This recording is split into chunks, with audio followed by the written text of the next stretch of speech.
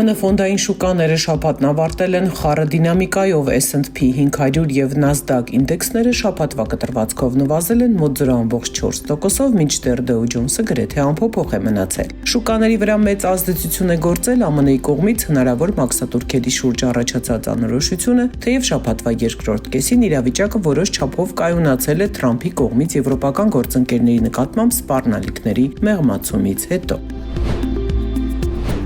Եվրոպական բաժնետոմսերը հինգշաբթի օրը գրանցել են գրեթե 2 ամսվա ընթացքում ամենամեծ մեկօրյա աճը այն բանից հետո, երբ ԱՄՆ նախագահ Դոնալդ Թրամփը չեղյալ է հայտարարել տարածաշրջանի երկրների նկատմամբ մաքսատուրքերի կիրառման սպառնալիքները և բացառել է Գրենլանդիայի գրավման նպատակով ուժի կիրառումը։ Համաեվրոպական Stoxx 600 ինդեքսը աճել է 1%-ով, հասնելով 608.86 կետի։ Եվրոպական բաժնետոմսերը շաբաթվա վերջում աճել են, իսկ պաշտպանական ոլորտի բաժնետոմսերը նվազել են Ուկրաինայի նախագահ Վլադիմիր Զելենսկու ռուս-ուկրաինական բանակցությունների վերսկսման մասին հայտարարությունից հետո։ Մասնավորապես ավստրիական Raiffeisen բանկի բաժնետոմսերը աճել են 6%-ով, Wizz Air ավիաընկերությանը 9%-ով, իսկ ուկրաինական հանքարդյունաբերական Ferrexpo ընկերության բաժնետոմսերը թռիչք են գրանցել 19%-ով։ Հունվարի 21-ին ավարտված շաբաթվա ընթացքում համաշխարհային բաժնետոմսերի ֆոնդերում ներհոսքը զգալիորեն նվազել է, կազմելով $9.2 միլիարդ։ Միևնույն ժամանակ պարտատոմսային ֆոնդերը ներգրավել են $12.5 միլիարդ, իսկ դրամական շուկայի ֆոնդերից արձանագրվել է $35 միլիարդ արտահոսք։ Intel-ի բաժնետոմսերը շաբաթն ավարտել են կտրուկ անկումով, նվազելով 14%-ով։ Ներդրողների հիասթափության հիմնական պատճառը տվյալների կենտրոնների համար նախատեսված չիպերի մատակարարման սահմանափակումներն էին, որոնց պատճառով ընկերությունը չի կարողացել բավարարել արհեստական բանականությամբ պայմանավորված բարձր պահանջարկը։ Բացի այդ, Intel-ի եռամսյակային շահույթի և եկամուտների գաղատեսումները ցածր են եղել շուկայի սպասումներից։ Արհեստական բանականության տեխնոլոգիաների մշակմամբ զբաղվող գերմանական SAP ընկերության բաժնետոմսերը հուլիսի 21-ին շարունակել են ամիսներ տևած անկումը, հասնելով 2024 թվականի օգոստոսից ի վեր նվազագույն մակարդակին, և նախորդ տարվա ռեկորդային բարձր շուկայական արժեքը նվազել է $130 միլիարդ։ Նշված անկումը եվրոպական և ԱՄՆ ծրագրային ապահովման ոլորտում շուկայի լայնածավալ վաճառքների մաս է կազմում, որը կապված է արհեստական բանականության դաշտում հնարավոր խաթարումների շուրջ մտավախությունների հետ։ LuxDAS-ի հագուստ արտադրող Moncler ընկերության բաժնետոմսերը չորեքշաբթի նվազել են ավելի քան 1%-ով, այն բանից հետո, երբ հայտնի է դարձել, որ ընկերության գլխավոր գործադիր տնօրեն Remo Ruffiniին այդ պաշտոնում փոխարինելու է Bottega Veneta-ի գլխավոր գործադիր տնօրեն Leo Rongone-ն, իսկ ավագ գործադիր տնօրեն Roberto X-ը հրաժարական է ներկայացրել։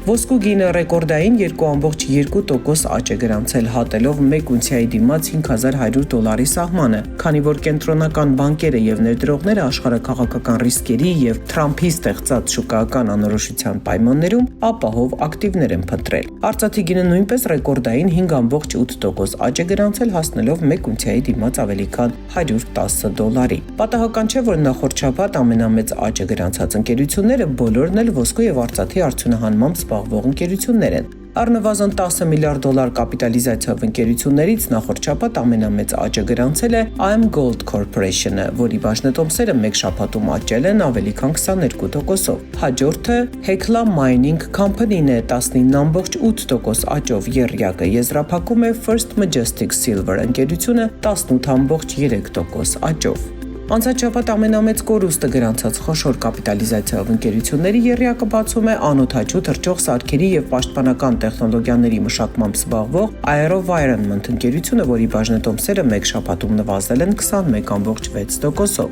Հաջորդը առցանց խաղային հարթակների և վիրտուալ աշխարհների ստեղծմամբ զբաղվող Roblox Corporation-ն է ավելի քան 15% անկումով։ Եռյակը եզրափակում է թվային ֆինանսական ծառայությունների և վարկավորման տեխնոլոգիաների մշակմամբ զբաղվող Figure Technology Solutions-ը ավելի քան 15% անկումով։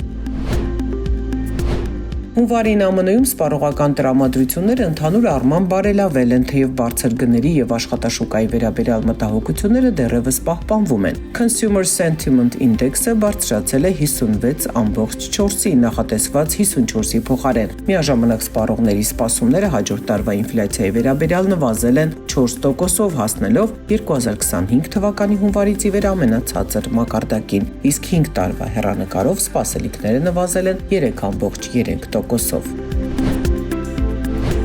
Արժույթի միջազգային հիմնադրամը բարձրացրել է 2026 թվականի համար գլոբալ տնտեսական աճի կանխատեսումը 3.3%-ի, ինչը 0.2%-ային կետով բարձր է նախորդ հոկտեմբերի կանխատեսման համեմատ։ ԱՄՀ-ն ընդգծել է, որ տնտեսական աճին նպաստում են ԱՄՆ մաքսատուրքերի մեղմացումը եւ արհեստական բանականության ոլորտում շարունակվող ներդրումային բումը, որը խթանում է արտադրողականությունը եւ ակտիվների արժեքը։ ԱՄՆ-ի համար 2026-ի աճը գնահատվել է 2.4%, Չինաստանինը 4.5%, իսկ Եվրագոտու տնտեսական աճը կանխատեսվել է 1.3%։ 2026-ին նախատեսվում է համաշխարհային ինֆլյացիայի 3.8%-ով կրճատում։